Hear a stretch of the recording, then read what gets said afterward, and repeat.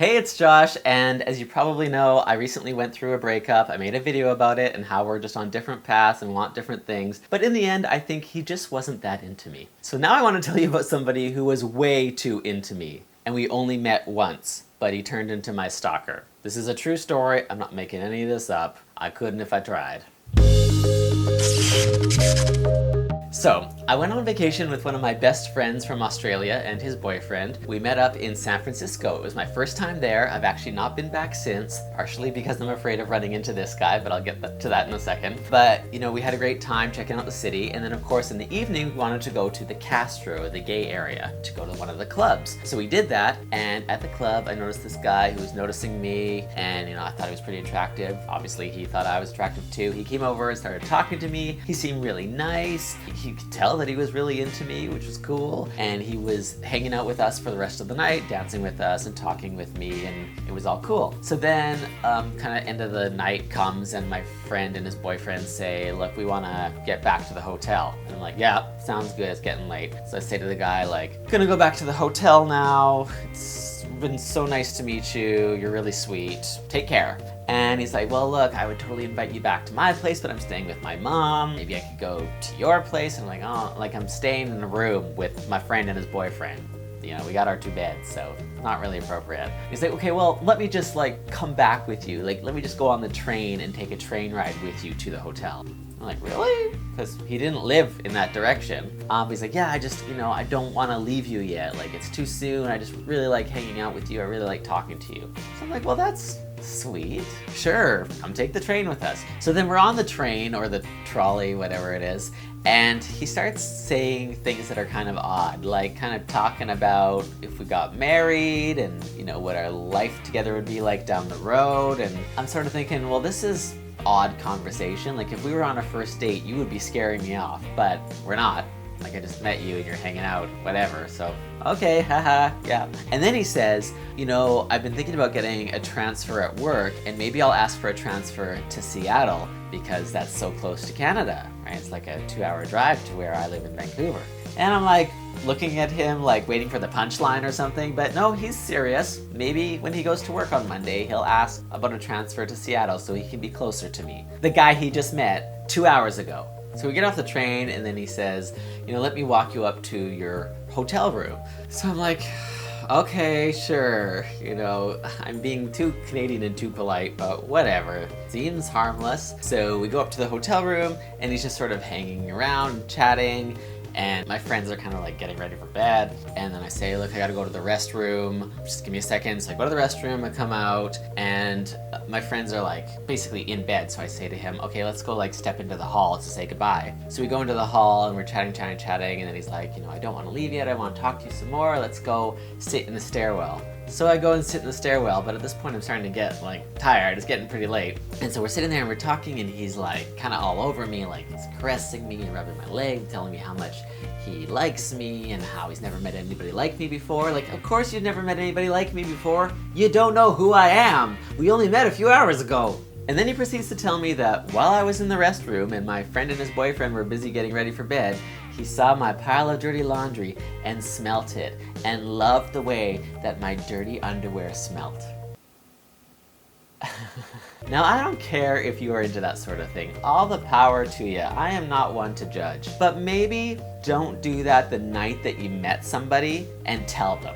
Maybe don't do it at all, but definitely don't tell them you did that. I don't think that's first date material, and this wasn't even a first date. So I did my usual nervous laugh.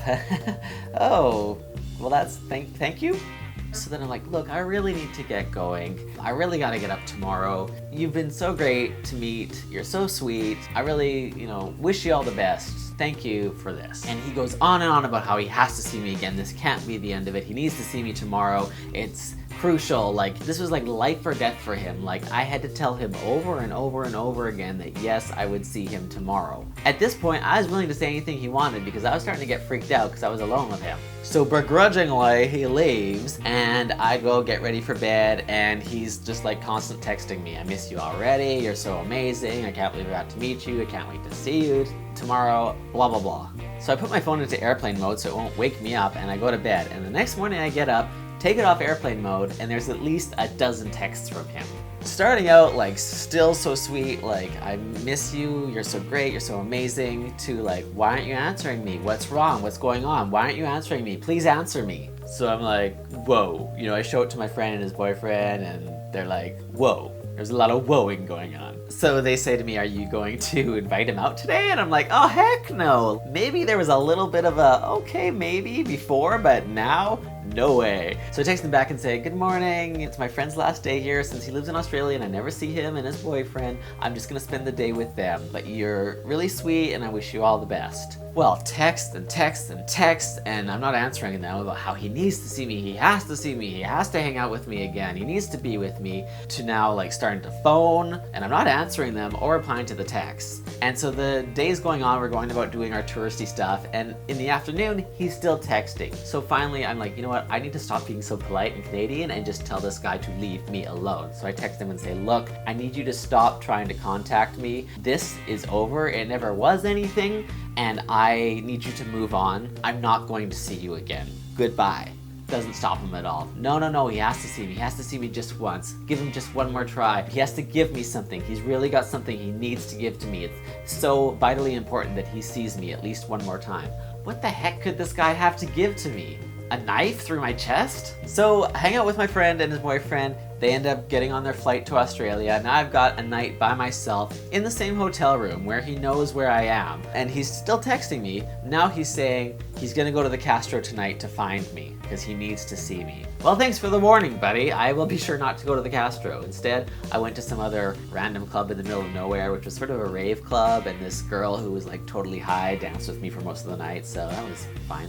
Kind of sucked because there were other places I wanted to go to in the Castro, but I wasn't about to run into him by myself. It was like I was constantly looking over my shoulder as it was. So then the next day, I just had half a day to myself, so I was just gonna go shopping and stuff, and he was still texting and calling, so I put my phone into airplane mode, but the rest of the day was kind of looking over my shoulder all the time, thinking, is he around somewhere? It's an awful feeling. And when I actually got onto the airplane to fly home to Canada, I just like let out this sigh of relief. And I thought, what would happen if I actually lived there?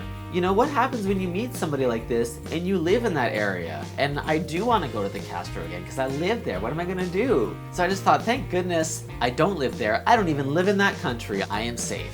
And then you would think that would be the end of it, but no, he still was trying to phone me while I was back home. Like even a few months later, I would get a phone call from him, and he wasn't trying to block his number or anything, he wasn't hiding it, it would come up on my call display. I don't know what he was thinking, that I might just finally eventually break down, but heck no. Luckily, I never told him about my YouTube channel, I never gave him my Facebook or anything like that, so I don't think he's ever been able to find me online. But for all I know, he could be watching right now and really excited that I just went through a breakup.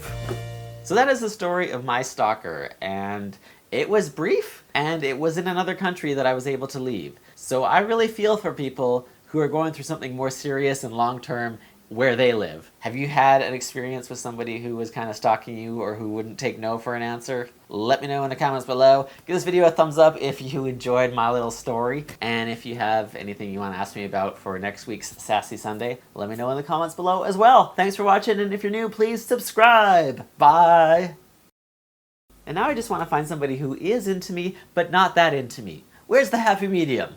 He's out there somewhere.